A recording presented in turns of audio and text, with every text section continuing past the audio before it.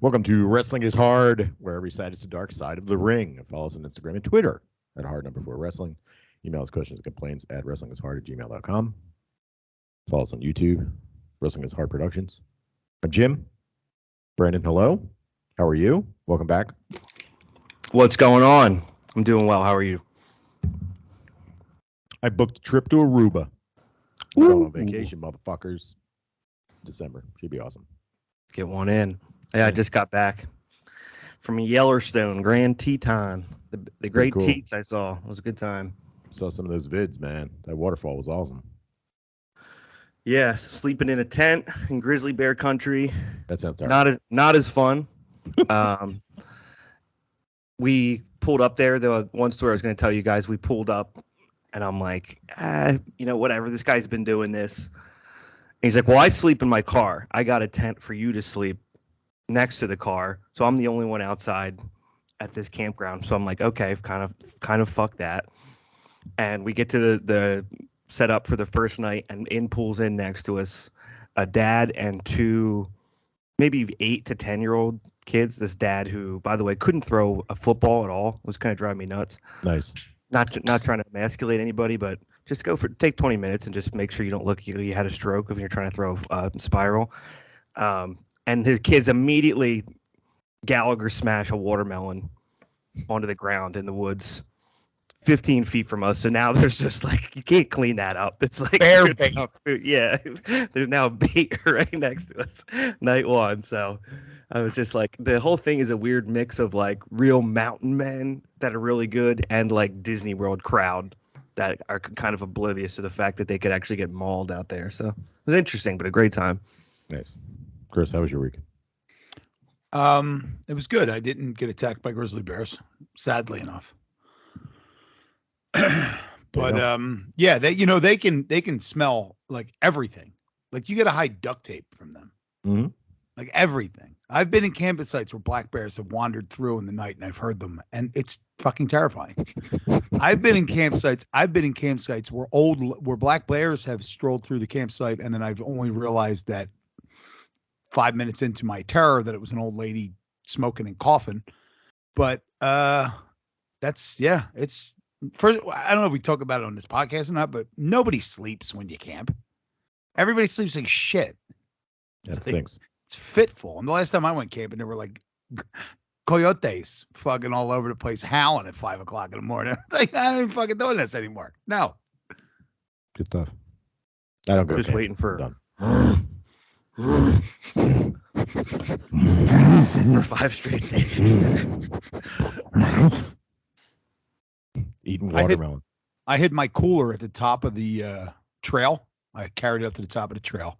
And the parking spot was right at the top of the trail. But I wasn't putting it in my car because the fucking bear's just going to walk into my fucking back of my truck and destroy that. And when I went back to the cooler the next day, it was fucking 10 feet down the trail with paw prints on it. I was like, fuck this. Like, I got a Yeti, so I locked it. But yeah, no, fuck that. It's terrifying. And you didn't even Gallagher smash a watermelon on top of it as soon as you got there. Who wants to see some bears? When that was a Gallagher or was it Gallagher 2? That's the Gallagher, question. both. Yeah. All. Let's talk about wrestling. Lots of stuff. Apologize for not having an episode last week. Hope you enjoyed our review of Ric Flair's final match. He's getting another one, by the way. All right. What should we start with? Start with G1 Climax, WWE. Start with G1 Climax. How's that? Sound good? Go for it. Sure. All right. Let's fucking do it. G1 Climax 32 happened. Often the most exciting for us month of the professional wrestling season. Wasn't so exciting this year with the current format, but I think the finals made up for it. It was a pretty damn good match. Let's go right into the final. We get Okada versus Ospreay. We get Okada winning. LOL, Okada wins. Brandon, thoughts? Yeah, they got me.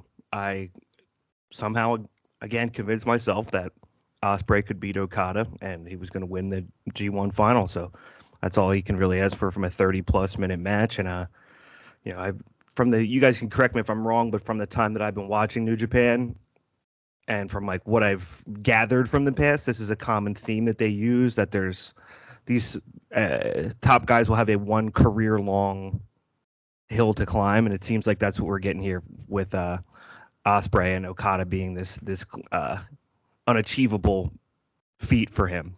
So, Chris, thoughts?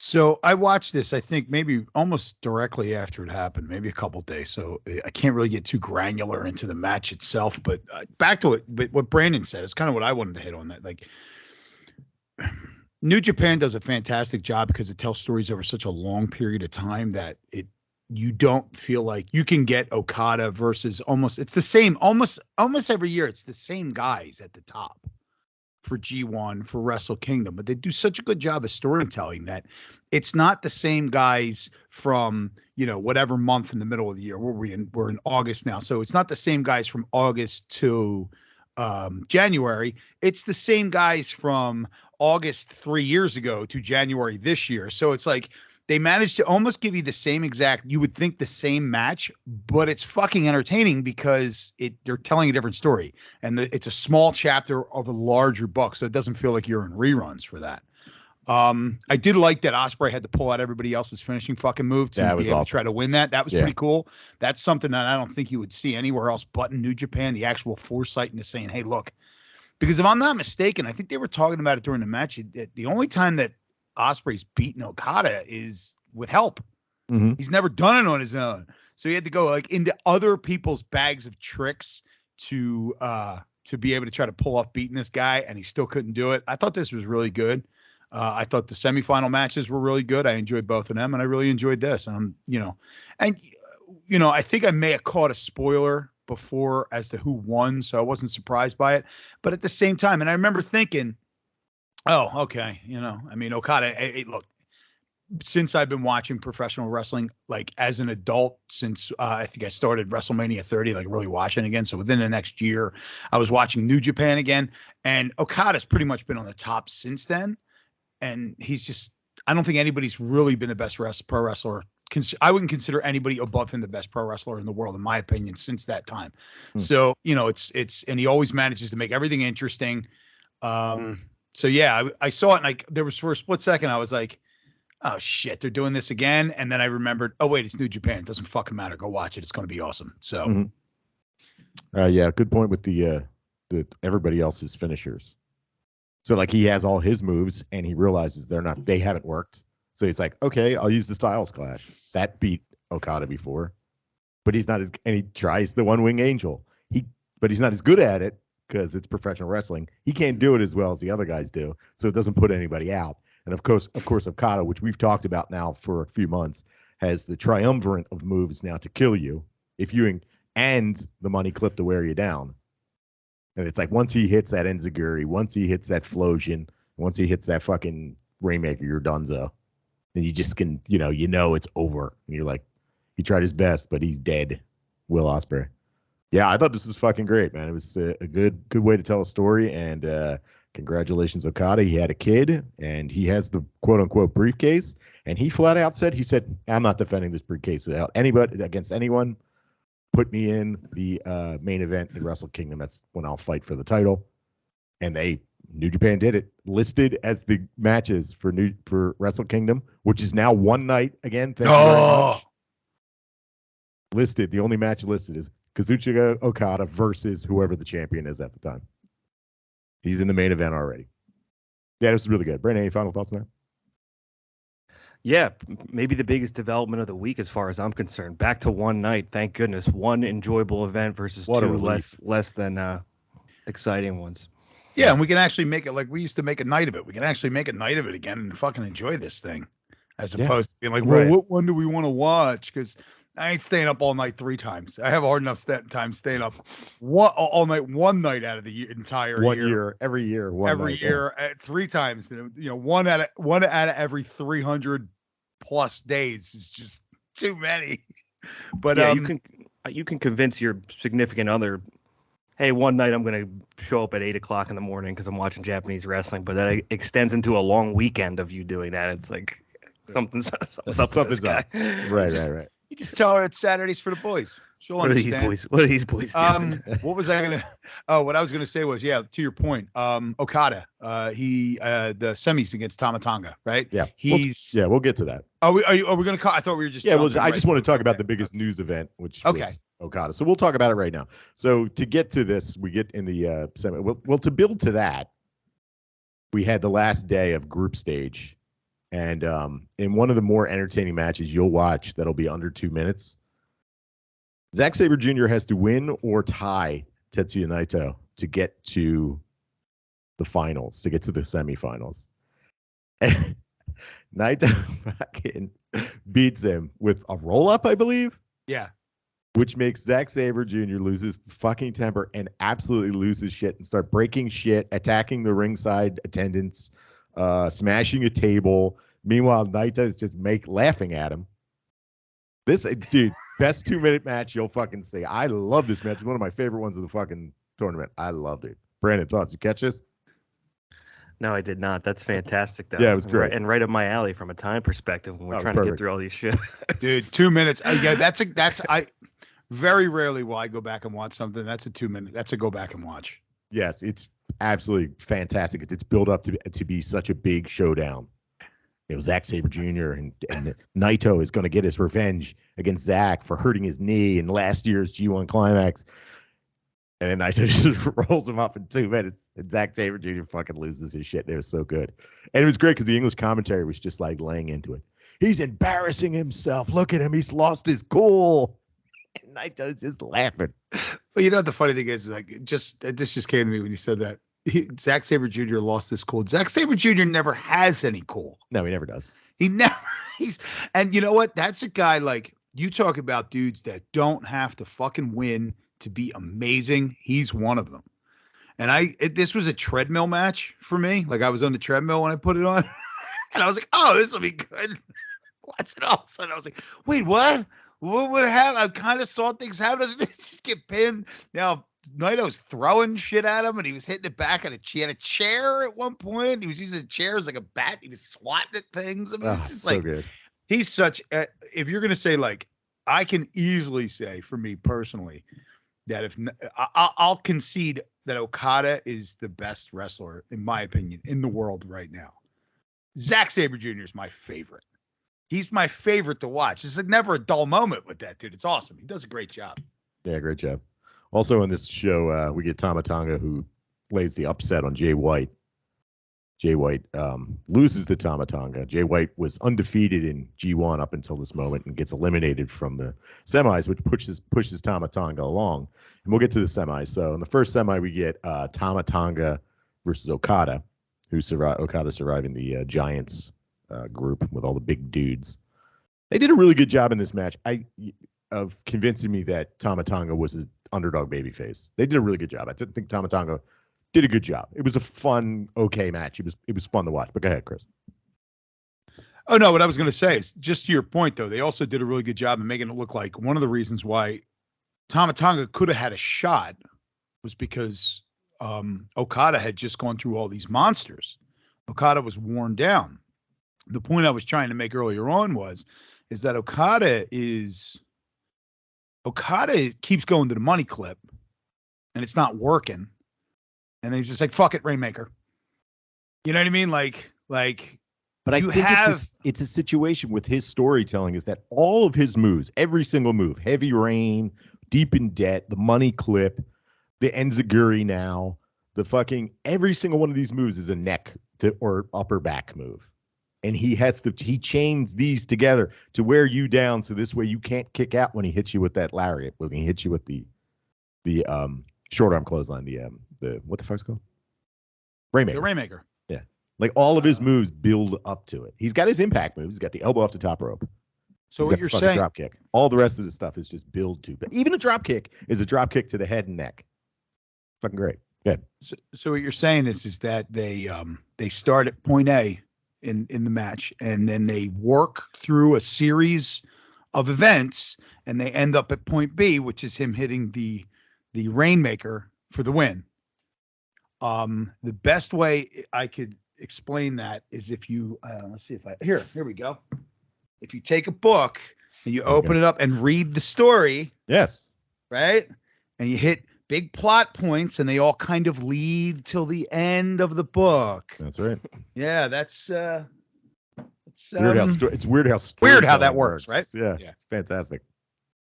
We get that match, and then we get Naito versus Will Ospreay in I guess, a mild upset. Will Ospreay wins. Seems like everybody gasped a little bit when Naito lost this match. You know, it's like redemption Naito. You always want him to win G1, and then he lost in this match. And yeah, we get Will Ospreay versus Naito in a pretty good match. It was only like 25 minutes, though. Go ahead, Chris. Yeah, this one I had notes for this one, so let me open them up real quick. Now, this was a good one. I liked it. I was surprised, but I was like, okay, that's where we're going. It wasn't. I was actually happy. You know, like I wanted to see that because I remember didn't Okada wrestle Okada and Ospreay wrestled in Wrestle Kingdom, one of the Wrestle Kingdoms we covered. Yep. And I didn't really kind of watch it, and I was just like, "Ugh, God, Ospreay." Now I got it again. So I was like, "All right, well, I can go back and like." I was kind of disgusted with Ospreay. We were on that Ospreay hate tangent at that period, and I was just like, "Oh God, yeah." And then, you know, I kind of got like a, for lack of a better way to put it, like a "you fucked up" from you guys for not watching that match. So it gives me an opportunity to watch it again. So I'm happy with it. I mean, it gave me an opportunity to watch it again, so I'm happy with that. Any questions, Brandon? No, I was just going to comment, going back to Okada. It's not the greatest state of affairs when we get the fan praise on someone just because they fight with strategy, and then we're like, "Wow, you got to think about this. He ties stuff together and it makes sense." Nuts. Other than that, though, no, good for Tama Tonga. I guess that's probably. One of the few good things, if not the only good thing of this new format, is someone like that I've watched every single year getting to get it highlighted, at least in a smaller sense there, taking out Jay White. Yeah, it's, it puts him up, makes him a believable contender for Jay White, that whatever the next pay-per-view is. Obviously Jay White's going to win, but maybe not. Who knows? All right, so I watched a lot of this. I know you guys didn't watch a lot of it, and I just wanted to put it out there. If you're at home and you want to go back and watch some of this G1 Climax, guys, you definitely want to watch the Okada matches, Naito's matches, Zack Sabre Jr., Babyface Tama Tonga's matches were pretty good. Some are hit, some are miss. Jonah, who was the only one to beat Okada in this tournament, he was pretty good. David Finlay, of all people, was pretty good. Evil was entertaining. I can't believe I'm saying that. Evil was fun. And Kenta trying to sell his book to everybody was really good. And no surprise, if you want to avoid anyone, avoid Yujiro Takahashi and Bad Luck Fale. And you know who else stunk in this tournament? Juice Robinson fucking stunk in this tournament too, which I was a little surprised by. I'm not, but he doesn't really do anything for me, to be honest with you. Don't really hold. How about the Denim Daddy, Filthy Tom? He was okay. He was entertaining. He was over the top. He did this whole clap thing, like Mirai does that 3 clap thing. He was doing that. He was fun. I don't know. Yeah. But I do want to talk about this because there's a lot of scuttlebutt now, of course, since Ospreay put in such a performance against Okada in the G1 Climax final. Of course, he's the best wrestler in the world. He's the best wrestler in the world. He's such a great wrestler. So I'm going to put some names out there. As of today, these are names of just stuff that we cover, right? Here's these names. Who would you say, and if you have somebody else to add to it, go right ahead. Best professional world right now. I got Jon Moxley in there, right?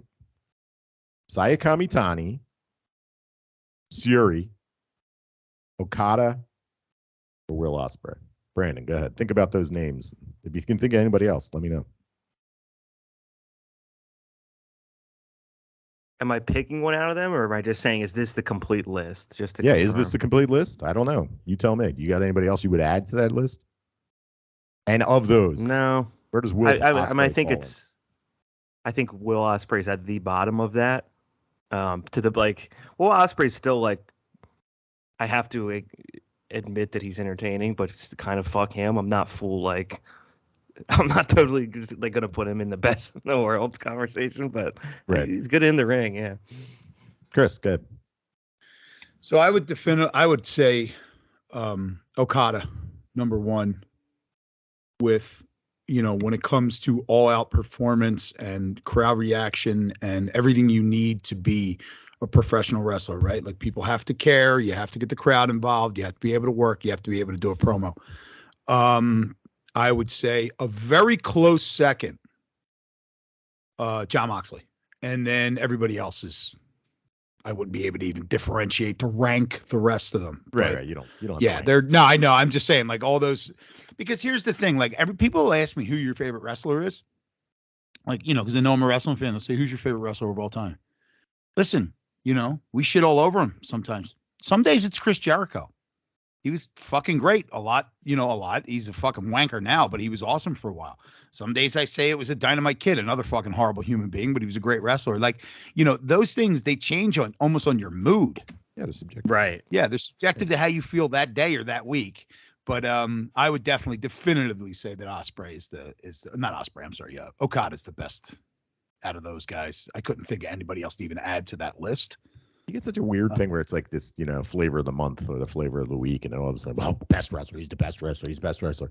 Well, as someone that watches wrestling regularly, I also buy in on like the story being told, the way the person's portrayed, the way they act in the ring, and Ospreay don't win shit. Yep. The only title he's ever had is the fucking Rev Pro title. So if you're going to use storyline as part of your gauge, if it's just the best guy doing flips, hey, Flip Gordon's really good at that. I like Ospreay's offense a lot better now than I used to since he put on weight. He does some really nasty fucking kicks and punch and elbows. But when it comes down to it, Kazuchika Okada is the best one. He sells the best. He looks the best. He's believable. He looks like he's the chief. Not the tribal chief, but the chief of this list. And Jon Moxley. I love Jon Moxley. He comes out there and he's a badass. We'll talk about him in a little bit. But yeah, I just wanted to throw that out there because, got a lot of people just like, they're just so flavor of the month. And it's like, give yourself a couple days to think about it, calm down a little bit. Let it marinate. To be fair, Ospreay did win that Power Rangers looking New Japan title. Oh, he did. That's in right. addition I to forgot Rev about that. Pro. So yeah. But point remains. Yeah. Then he couldn't come back. They took it off him. And he walked around. Power Rangers title. Power Rangers on. Still around. News out of the show. First of all, we talked about Wrestle Kingdom going back to one day. New Year Dash is coming back. Also, there's a New York show the end of October. Friday at the end of October before Halloween. And Stardom is touring with them. Brandon, you going? I think we got tickets to a show. We can't go. Ooh. Oh, if you guys aren't going, then hell no. But you could talk me into it. Well, we already bought tickets to Where are you Pile, going? Remember? Oh, okay. Is that the same night? It's the same day. I wish I hadn't bought the tickets to Pile because I would go. I would rather go to this. Dude. We blew it.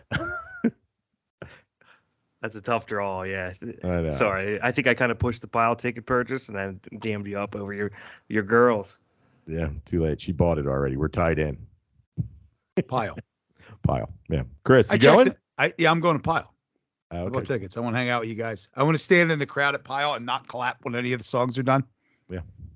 I listened to them. I checked them out. You know what I'm talking about. Yeah. When I heard them, and you can see what I mean, I immediately assumed, and they're decent. It's not my speed, but they were good. It's not like I'm going to say they suck, but they're definitely a band. I was like, oh, this is definitely a band that when they're done songs, nobody says anything. They just Their own stand fans ice them. No, you know what I'm talking like? That was a shoegaze, thing. Shoegaze people, they stare at their shoes when they. That's what shoegaze is. Okay, that's what they call it. I'm not the oldest one on this podcast, and yet I act like I'm 70 and don't understand. I don't know why. I got 2 years on you. Pay attention. Yeah, Pile's not like that. Pile's more like noise rocky. Definitely good though. I liked it. Yeah, good stuff. Sorry, New Japan and Stardom. Yeah. I'm imagining the Stardom shows is probably going to be a tag match. Well, the other non-selling point of this is that it's in New York. It's in Times Square too, apparently. It's fucking expensive. Yeah. You know what I mean? I can only imagine what that is. What the Palladium? I don't even know what this place is. The Palladium. Oh, that's where they used to shoot the MTV Dance Party show with Julie Brown. Oh, is that what they did? It's Times Square, yeah. Interesting. If you're having fun, let us know how it is. If you're going to go, let us know how it is. I'm not going to make it. Sorry. Hopefully, if they get good ticket sales, they'll keep touring. Also, they're having a tournament for the IWGP Women's title, the New Japan IWGP Women's title, which starts 2 shows in England. New Japan's having, and they're gonna have a couple of. They've announced that a very famous foreign wrestler is going to wrestle on the British side. That's all I got. That's all we got. They haven't announced who it is yet. Who do you think it is, Brandon? It's Sasha Banks, ain't it? They're paying her. They're paying her $30,000. $30,000 for 2 days, yeah, per minute. I have no fucking idea. Right. I mean, we don't know. I'm assuming it's going to be like Tony Storm or something like that, but we don't know. Also, Jim, go ahead. do you think you tell your significant other, sorry, you got to go to Pile by yourself. I'm going up to watch Stardom in New York. Same day, your Stardom bikini book Shows up in the mail. comes in the mail. You think that would be it? Do you think she would finally? She divorced me once she sees how much it costs. Oh boy, Hey, you guys talked talked me into it, and I drank too much. I don't see a problem with this at all. I mean, I got a bathroom book of New Japan gym boobs. Pecs. So, like, my pec book. No, there's no problem at all. But No problem at all. I love it. not everybody sees it as clear as we do, you know. No, Yeah. no. I also have the ability to sell it on the internet for a lot of money. There you go. I picked the girl that I thought was going to be. I'd be able to sell. I could sell for 5 more. In 5 more years, she's going to be a superstar. That's why I got to sign it. All right. So yeah, the New Japan Stardom historic X-Over show. They announced some matches. You guys ready for these matches? Here we go. 8-person tag match. Suzuki-gun of Taichi and Yoshinobu Kanemaru are tagging with Cosmic Angels, Natsupoi and Tom Nakano versus the Suzuki-gun team of Doki, or Dookie, as we call him, and El Desperado with Momo Watanabe and Starlight Kid. I'll keep going. Tag team match. Hiroshi Tanahashi and Utami Hayashishita versus Hiroki Goto and Maika. These are real matches, ladies and gentlemen. Tag team match. Syuri and Tom Lawler versus Julia and Zack Sabre Jr. Brandon, thoughts? Yeah, it's not often you read these things off and I'm actually like, holy fuck, that's what they're doing. I'll have to take a look at this one. It's fucking nuts. This show's gonna be amazing. Chris, thoughts? This is the New York show? No, this is the X-Over show, right? Yeah, this is the one in Tokyo. Yo, I like how they put Tom Lawler and the 2 UFC people. And the 2 UFC people fight against the 2, the Jack Sabre Jr., who's British, and Julie, who lived in Britain for 3 minutes. So there you go. She speaks a little English. She lived in Britain for 3 minutes. She had a layover at Heathrow. It sounds like fun. I think it's pretty good. I like how Starlight Kid's been using the numero dookie, the numero dos for submission, the El Desperado submission. She's been using it in the tournament. It's been good stuff. Big fan of this. Yeah, this is interesting. Tanahashi and Utami. Hachi Machi. We got some stuff going on. That's right. And I'm assuming that the people that haven't been named yet are probably in this tournament. And there's no way anyone is winning this. That's you gotta know. There's no way anyone that's anyone but Mayu Iwatani is winning this IWGP World Championship. There's no one else winning it. I'm sorry. I hate to spoil it for you all, but she's the one that's winning it. Deal with it. All right, let's move on, I guess. What else do I got? Stardom, I guess. We can talk about Stardom 5-star Grand Prix. We missed a lot of stuff, but I'm just going to go through some of these matches. Most importantly, I want to talk about Mirai and Suzuki. Chris, thoughts? Mirai versus Suzuki, the rematch. Suzu, her first match in the 5-star. She's selling the elbow and the shoulder, and Mirai beats the shit out of her for 13 minutes. But the story of this match was that fucking shoulder. It was fucking great. I thought this was good. Go ahead, Chris. Yeah. Oh, geez. Got really loud all of a sudden. Yeah, this was a really good match. And once again, I think I watched this a while. When did this one come out? This is in the last week. Yeah, last week. I think this might have been a watch as soon as you set it up or told us about it. So, good match. I'm sorry. I don't really have a recollection of this. I think I have brain damage. No I need to do talk about remember. it. That's Yeah, fine. yeah. I have to skip this. I'm trying to access it. I got so much going on in my head right now as far as wrestling matches, and I didn't really do notes for this. I'm trying to find the standings. There we go. Got the standings. So You know what? this was This was the 5-star. Yeah. And we had the final for that, right? Wait, we're not even close to the final yet. No. Okay. All Okay. right. I'm Let's just go through a little the standings confused. real quick. Let's So go through. Red Stars, we got Utami and Azumi at the top with 8 points. And then Blue Stars, we got Hazuki with 12 points. She's undefeated so far. But still looming on the horizon is the final day of the Blue Stars. Is Julia versus Suzu Suzuki is going to be that one. Suzu's got no points now, and Julia's only got 4. We're going to get that Naito run where they're going to go undefeated for the rest of the tournament and then face each other, which should be good. There you go. There's your Stardom update. Any questions, Brandon? Anything? No points for Suzu Suzuki. That surprises me. Yeah. Julia going to be 2 matches she wrestled. She's got 0 points. And Julia's going to be throwing shoes. Wasn't That's Julia throwing shoes at Suzu's? She's throwing her bikini at her. Bikiniing. Oh, guys, throwing stuff. Take your pick. Yeah, that's Oh, good. God. That's right. All right. Yeah, no, this is interesting. They're really sorry, the only thing I say was like, I mean, they're really going peak dramatism here. It's like they're holding everybody back, like the Belmont Stakes here. The best horses are going to come surging on that last half mile, make the difference. Yeah. Down the stretch they come. Yeah, I don't see Hazuki winning it. She's undefeated right now, but I think she faces Julia next. I think she's doomed. Yeah, keep an eye on it. Should be a good run, and we'll get a final. The final. I think the final show is October 1st or something like that. That's the final 5-star show. But if you guys are listening at home, so this is like a quarter of their years. This, yeah, holy they spread shit. it out. I think there's 3 pay-per-views that have nothing to do with it during it. In the midst of it, okay. Right. So the last pay-per-view, Stardom X Stardom, Kyrie got COVID. They changed the lineup. It ends up being Saya Kamitani versus Himeka. It's getting good reviews. It still isn't on their streaming service yet. Of course not. Fuckers. So, yeah, we'll be able to check that out. It was kind of disappointing. I was like one of the few matches of the year that I was most looking forward to was the Saya Kamitani and Kyrie one. And I'm assuming he's going to get pushed back to the end of the year. So we'll see what happens. There you go. If you guys want to at home, if you want to watch Stardom, if you want to get caught up on Stardom, best way to do it, YouTube. I just sat there and watched this morning. I watched a bunch of matches. They popped up on YouTube. It's in Japanese, but it's really well edited. The quality is way better than the quality I get on fucking Stardom World. That's for sure. Fucking Isn't that cool? Filmed in a trash can with a trash can. Yeah, when you pay. You were saying the one looked like it was filmed in somebody's basement.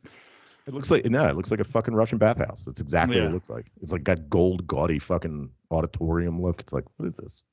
It's just a flip book of like courtroom drawings. Right. That you get to go.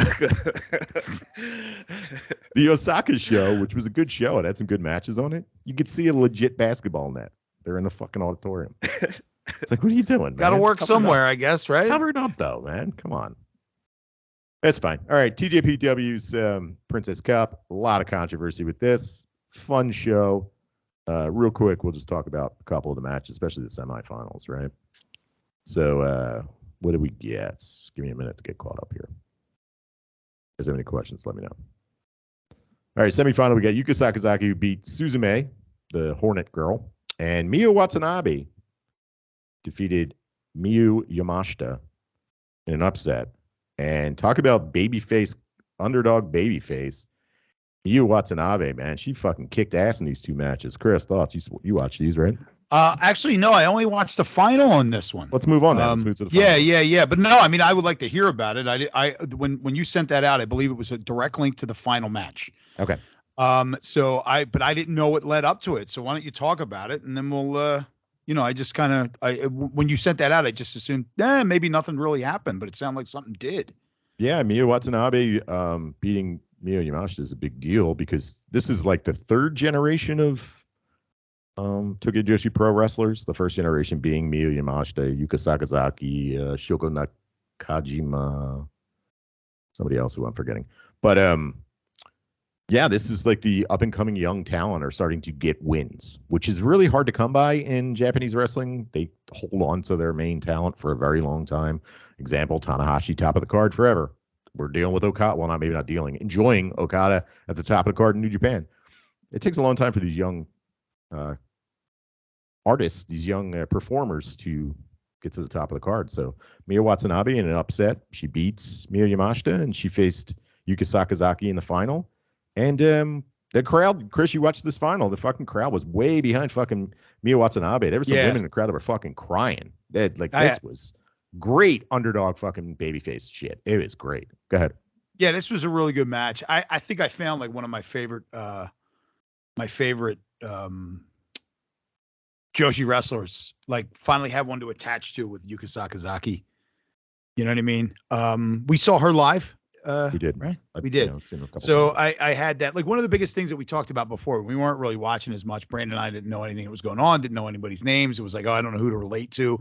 And even still at this point, it's like, one of my favorite Stardom wrestlers is Kairi. You know what I mean? Like, it's just because I have this semi-history with her, and I almost feel that about Yuka Sakazaki. But this match was a fucking banger, And it's just I really don't have much more to add to it. I really enjoyed it. It flew by. I remember I was sitting here watching it in my basement. A lot of times when you get that, the Japanese finals tend to be very long. And I remember watching it, and you see that timestamp, you're like, all right, well, wait a minute, it's a Japanese final in the tournament. So the last 20 minutes of that timestamp is some kind of interaction, some post-match, something.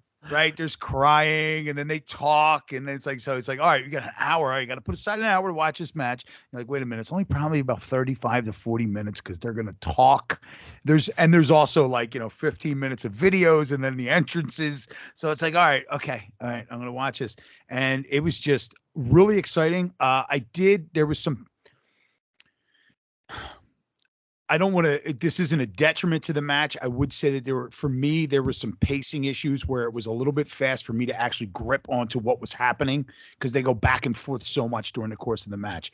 But it's also the Japanese storytelling is just a little bit different than what I've been conditioned to over the last almost 50 years of watching wrestling. So you have to watch it with different eyes when you do that. But it was really super entertaining. And we got some action after the fact, right? I mean. Yep. Yuka Sakazaki crying. Thanks, everybody. Shoko Nakajima, who's the champ, it's challenged by Yuka Sakazaki. I don't know where this show's happening. Didn't happen on the Wrestle Peter Pan, which I still haven't watched, but I'm not sure exactly. Yes, the Wrestle Peter Pan. Fucking Wrestle Peter Pan. That's Why? Right. Never grow up because. Let me ask you this. So the girl that came out and challenged her, the woman that came out and challenged her, she's the champion. Yes. That is the Breath of the Wild Barbarian gear. Yes. Well, okay, that's what I thought. All right, just wanted to make sure I was on the right page here. Shoko Nakajima, she's the champ. Nakajima. All right. Yeah. We saw her live too. Now, can you get Choco Pro Wrestling on Wrestle Peter Pan, or is that you got to go to a different streaming service? Choco Pro, you get on the YouTube. Okay. Choco Pro. Yeah, some of these are hilarious. Yeah. It's funny, the same thing. I think it was the AEW Women's Tournament when they did the Japanese bracket that Yuka Sakazaki stood out to me. It's like the first one I felt like I had an emotional connection to. So she just looks so damn cool. So it was funny to hear you say that, Chris. I feel the same. Interesting thing about this match is that, like, okay, Yuka Sakazaki is a lot stronger than a lot of the TJPW roster, like physically stronger, except for Miyu Watanabe, who's like the powerhouse of the division. But Yuka has other tricks, and that's what ends up winning this match for her. The crowd looked legitimately upset. This was really well done, and I think you should go out of your way to check it out. And I guarantee, go follow TJPW on YouTube. They will download this match as soon as they, unlike New Japan, who are afraid to put anything up for free ever. All the DDT companies, they're like, oh, people are talking about this overseas. I'll put it up for free so you can watch it, so you can tell your friends, and maybe I get a couple people to subscribe to Wrestling Universe. It's like in The Wire when they would give out the free bags. Free bags. At this is the good shit. beginning of the week. And then they all come shuffling up. Oh, we're going to buy more. Yeah. I'll tell you what, though, man. Like, I starting to notice it. I notice it in that, pro wrestling, which would be my attachment to Japanese storytelling, but you see it in anime, things like that, that it seems that they have a much better way of telling stories than we do in the United States here. like to elicit legitimate emotion, right? Real human emotion, not just toxic reality television, dysfunction, weird, like, horrible things happening to people, emotion where you just kind of feel, I personally just feel off when I see it, where they actually tap into legitimate, healthy emotion. They make you care, they make you love, they make you want to see these things, these people succeed or well, I shouldn't say fail, because you're more into watching the person. Like, it's like, I don't want to watch this guy lose. I want to watch this person win. Right. And they have a better way of facilitating that. Like, and that's across the board. And you see it just, for an example, we'll just talk about Stardom real quick. You see it in their storytelling where no one really is a bad guy. There's rule breakers. They don't really have bad guys. No one gets booed, really. No. You get fucking Momo Watanabe kicking people with a wrench in her boot, and people are cheering her. They're not really bad guys. They're rule breakers. People cheer them. Cheer her, though. She's so good. It's fucking amazing. Just look at her head. And you're just like, as far as rules. Little ass head and that big hiney. Well, back to Kyrie, right? They're just like, listen, you guys didn't. This is a common thing. This isn't something that people just thought up some ridiculous reason for them to not kind of be supporting this younger talent, right? There's no this is a legitimate thing that people feel as they get older. Most people, we deal with it on a regular basis here, where it's like, you didn't have to go through what I worked my whole life to make a life that's better for my children. And now I'm angry because they have it so easy and I had it so hard. Even though I worked so hard to make their life easier. Even though my whole point was to make it easy on you, you didn't have it as hard as I do, so you don't know anything. Right. And this is, look, we all know it. It's a thing, right? How many people that we know that are over a certain age that have just almost completely lost their minds because they're realizing their irrelevance. Right. And they start attacking everybody that's young. This is a thing, right? And they use that real thing to elicit like a reaction and to get you compelled in this storyline.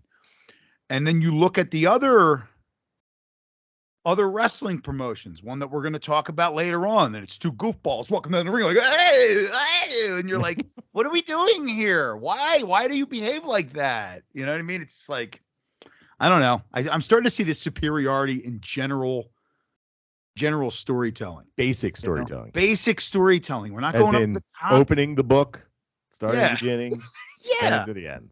Right. And not it's hard. And you're using. I'll get into this point. Why don't we move on? Because I want to get. This is going to attach to a point that I have with AEW. Brandon, any questions or thoughts before we move on to AEW? Well, since we're heading there, I'll just say, do you think that there's room for that kind of storytelling in an AEW, or I don't. Since there's the gun club beating on their dad, to then go at a commercial break and tell a deep story, it wouldn't play, or you think you could? I know you just. I don't think so. I don't know. I think we're so conditioned to over the top storylines where, a bad guy's a bad guy because he beats up his own dad. You know what I mean? Suddenly fucking Billy Gunn is sympathetic. He's been nothing but a jerk, and now we're supposed to cheer him. I don't think the simplicity is lost because we're so conditioned to have over the top reality TV based storylines where, lie, cheat, and steal, and do terrible things to each other. I don't know. I don't think it could work. Okay, Chris. Yeah. I was going to say that the key word in your whole point there was conditioned, right? You're conditioned to watch it a certain way. It would take so long. You would have to break people in slowly but surely on a, C, D, E level storyline that just takes forever to tell. And you wouldn't even realize that you're into this storyline until you're 2 years into it. Yeah. Right. And then you're like, holy shit, this has been going on forever. And then you'd be able to manipulate, but that would take so long for you to manipulate people into, you have to recondition their minds into watching it like this, and it just would never work.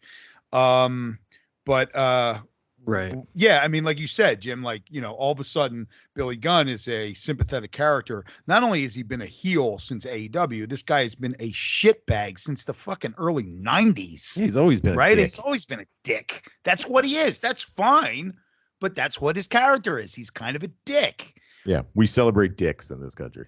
Oh God. Well, that was the whole back, not to go off on a whole thing, but it was like, Go ahead. John Cena was the babyface. Rusev was the heel. Why was Rusev a heel? He was kind of mean.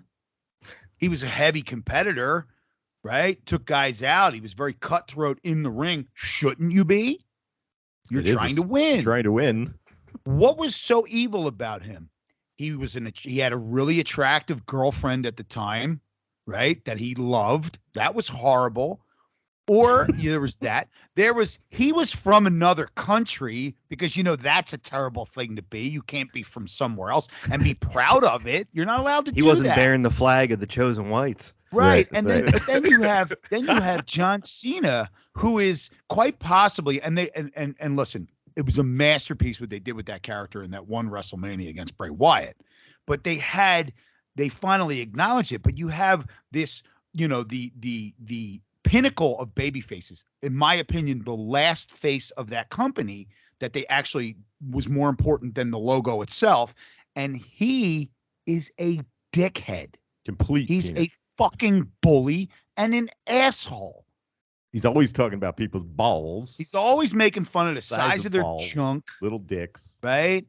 I mean, it's just like, this is not, and they finally recognize it. And look, it's the mastery of how weird wrestling fandom is and just wrestling in general, how strange it is that this guy was in any world a baby face. The only reason is because he was kind of did a salute. And people were like, oh, yeah, it's great, John Cena. And he sold a ton of merch.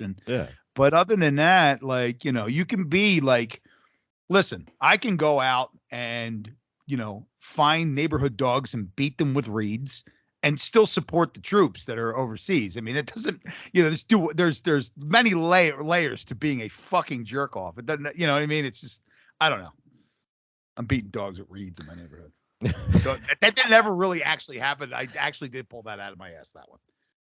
Yeah, I guess said differently. They asked my question. I'm like, could we dare be ahead of a curve of what pro wrestling fans would want to watch, or is this just a completely different group of people that I'll never really relate to and understand and as to what they want? Because like kind of getting into AEW here this week, that CM Punk comes out and I just got out of Yellowstone. It was pure beauty for a week, and I'm just like, what is this fucking guy pissed about? What, this guy's a coward because he's not doing and this, and it just kind of lands a little flat for the umpteenth week in a row that this is the how we create drama. So it's funny, just real quick to go back to it. Like you think about the storytelling in a way it's done in other places as opposed to what we're conditioned to. We had two women beat the piss out of each other, Tom Nakano and Natsupoi, for like an entire weekend. And then the pay-per-view comes along. Natsupoi now is with Tom, and now they're holding hands, and we're all cheering. You know what I mean? Like, it's just, I don't know. There's a difference. I don't know. I don't get it. I don't know if we're ahead or behind the curve here. Well, I was going to say, Brandon, I don't think you were on the cast. You were away the week that we covered that match. But remember when I said, when you looked at Tom Nakano and Natsupoi, these were not two women that were now allied with one another. They were legitimately, I saw people, human beings in love with one another. Yeah, that's what I saw on my television. That's how they sell friendships. Right? Pure love.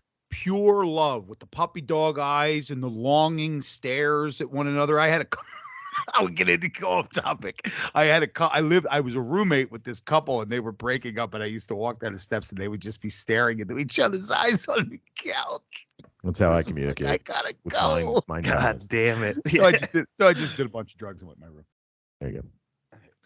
Not right. All right, let's move on. We'll talk about AEW. Let's talk about AEW this week. First off, Brandon had mentioned it. CM Punk comes out. He showed up 2 weeks ago. We didn't review that. We're not about to start. Shows up 2 weeks ago at the end of the pay-per-view. He comes out this week. He calls out Hangman, calls him coward. He starts going on a heel promo. He's just bashing on fucking Eddie Kingston. He's bashing on fucking Jon Moxley. He's calling himself the best in the world again. The old best in the world fucking CM Punk is back.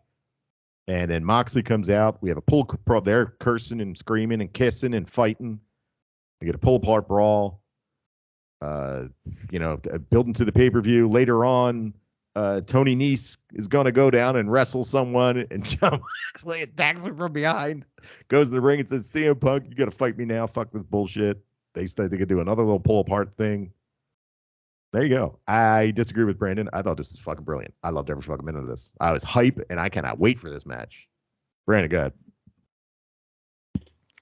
Yeah, I don't know. I think I kind of said my piece. I was just like, oh, okay. I saw like pipe bomb forward. This is the fucking promo, and I'm like, it's like a. I agree with that. It's like a Arcade Fire album or something. You're like, boy, they're really good, and you listen to it, and it's like, this isn't. I just don't care. Chris, thoughts? So I'm going to tell you.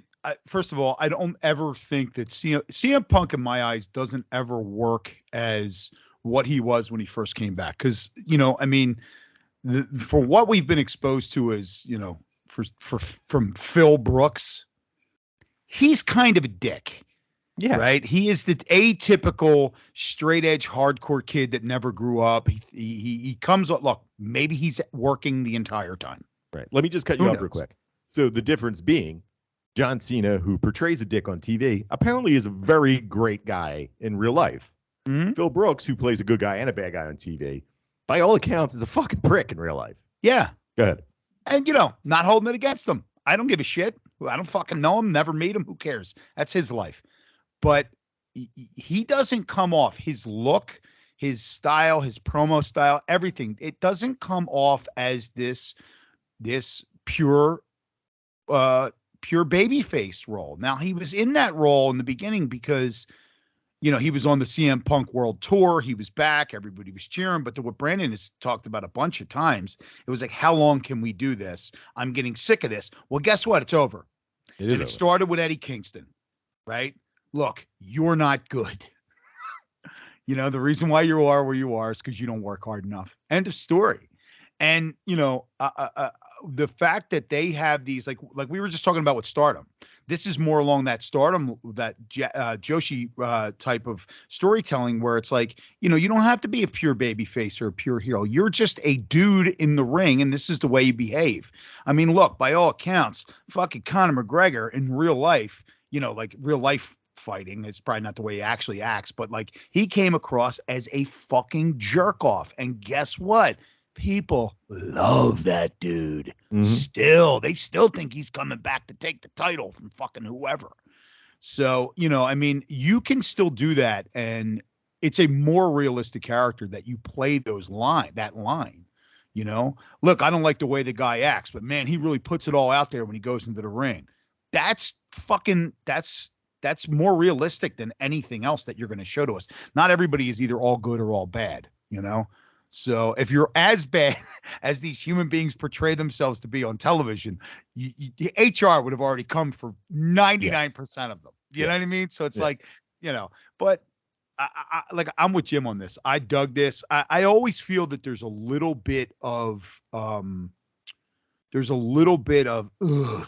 cringe to every promo that John Moxley does. It's still there for me.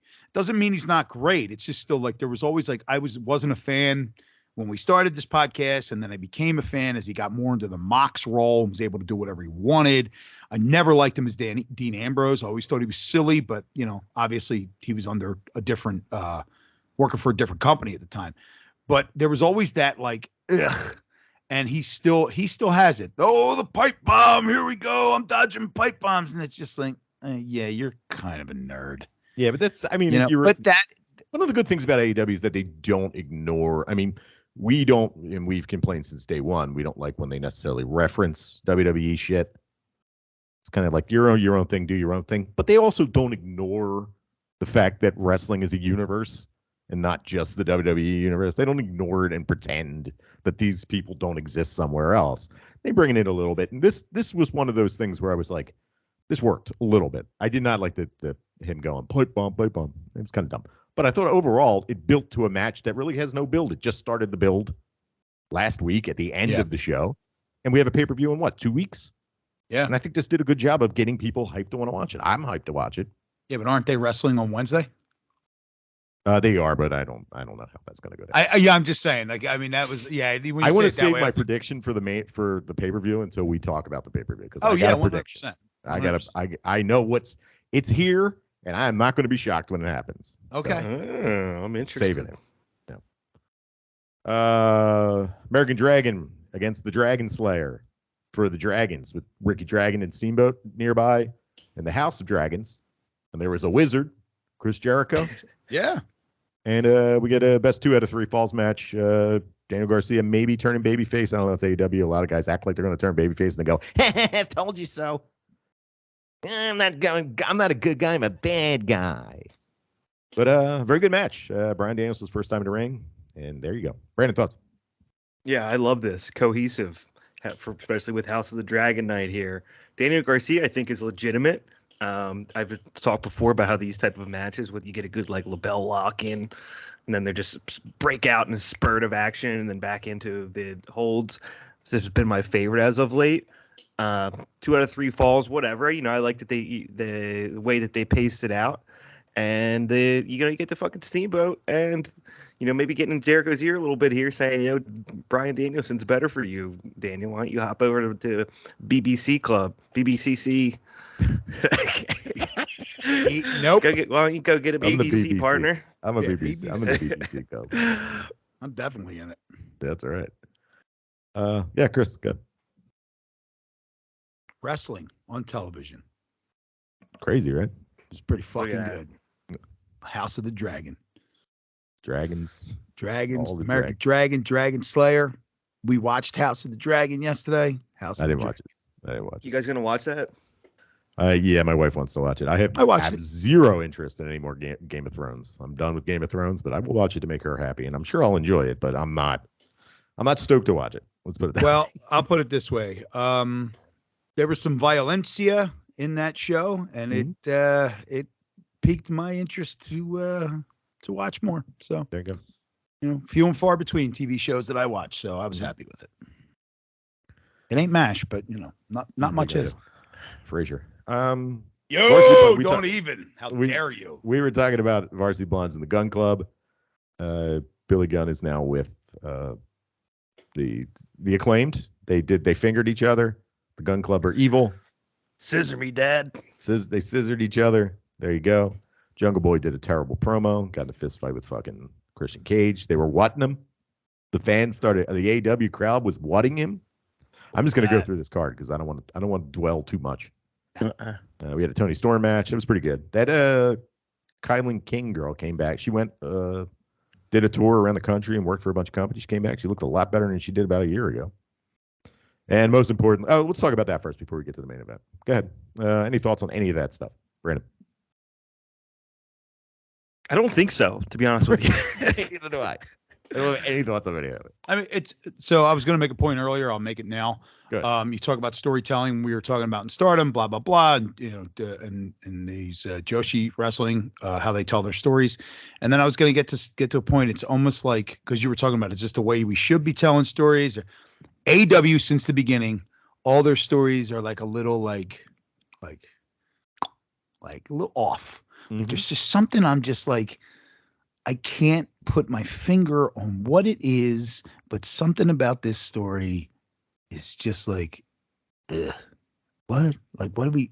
Okay, I don't know what it is, and maybe it's just because they hotshot everything. Whatever, there's people out there that love it. I watch it every week, but. Maybe that's what it is. That was the point I wanted to make earlier when I was saying it'll lead into AEW. It's just like it's always just kind of like if you say like what do you like and what do you dislike about AEW storytelling? And I would say, well, I like the talent and I like that it's different and it kind of looks a little bit more raw, whatever, all these little things. And then when you say, well, what do you dislike about AEW storytelling? I'd be like, I don't know, something's off. I can't put my finger on it, this is the epitome of it. Mm-hmm. There was just like, oh no, we're cool.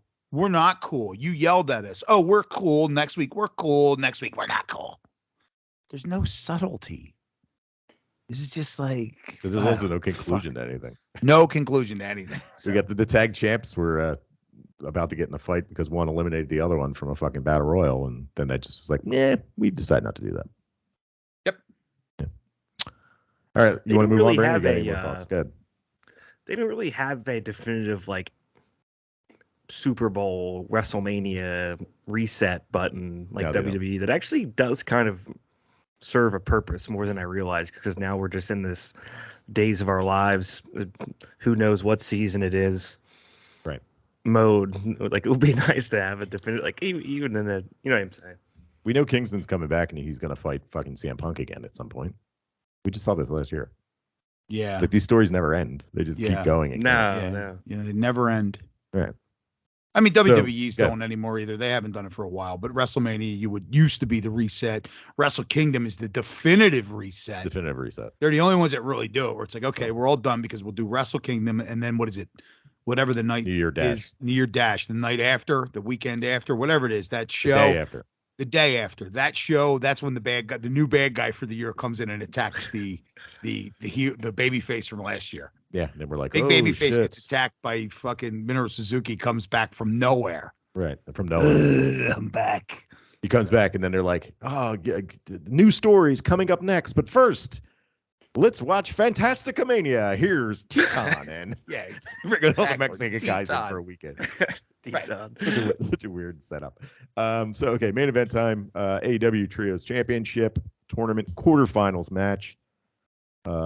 La Facción Ingobernable, Andrade El Idolo with Jose the Assistant, Roosh, and Dragon Lee, super babyface Dragon Lee is with these two creeps, against the Young Bucks and the worst kept secret in professional wrestling. Kenny Omega is back with clothes on. This match was good, though, and Kenny Omega coming back was good. It felt good. The crowd is real. They fucking love this dude, man. This was a huge fucking pop. This was a lot of fun. And him pretending to be hurt was good. This is pretty good storytelling if it was a little cheesy, but I found this very entertaining, and this was a good way to bring him back. Brandon, go. Yeah, I agree. Just to tag on to what I would say, I think it did a good job of like injecting, I don't know if I would say optimism or excitement into this trios picture. To start this off with that, I think served its purpose entirely. And Dragon Lee, pretty cool. So it was a strong match for him. That's all I got. Yeah.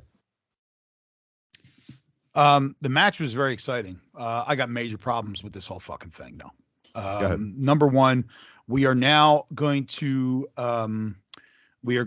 introduce a new title. We're gonna have a tournament with a new title. We're gonna introduce a new title, and we're gonna immediately do what we do with every other fucking thing: is bog it down with the elite. So that's number one. That was a big problem. Number two, I did not expect you to say this, Chris. We're gonna bog it. I got major problems. Major fucking problems. No, we're gonna bog it down. We're gonna bog it down with the elite, which we've already done. We've bogged down every other fucking thing that we've had in this company from day one with the fucking elite. Now we're gonna bog these guys down with it. Number two, we went out, we stretched out, we brought in Dragon Lee, we brought in Roosh, we brought in Andrade a year ago for them to do nothing. What the fuck? They do something, they lose. That's what I mean, though. I mean, like, come on. Can I just it's at this point, it's just fan service, you know? And here's the thing.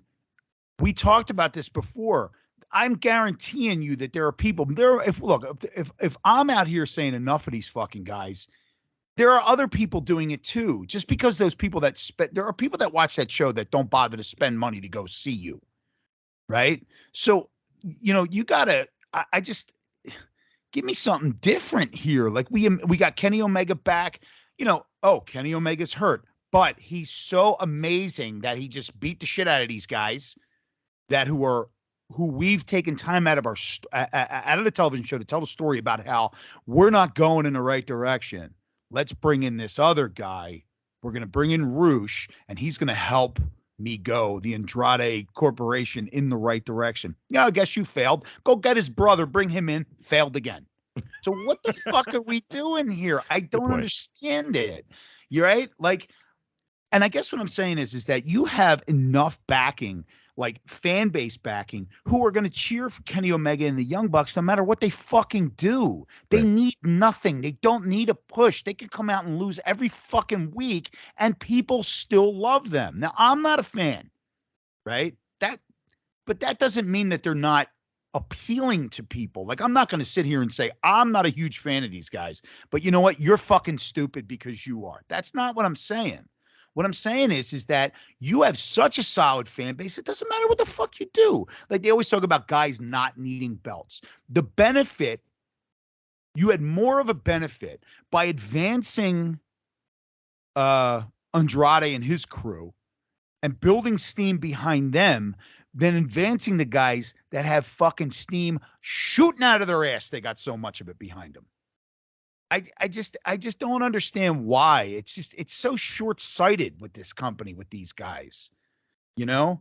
And also the Young Bucks, we've told this a million times, they need to drop Young because my God, They ain't young. one of their hair, one of them, the blonde-haired one, his hair's starting at the middle of his fucking head now. Yeah.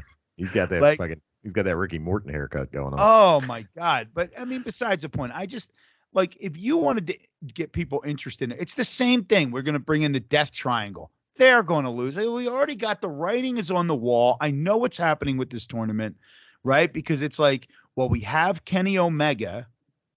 We got to have a belt on him and we got to have something for them all to do. No, you don't. No, you don't. Have them come out, have them win some matches, lose some matches.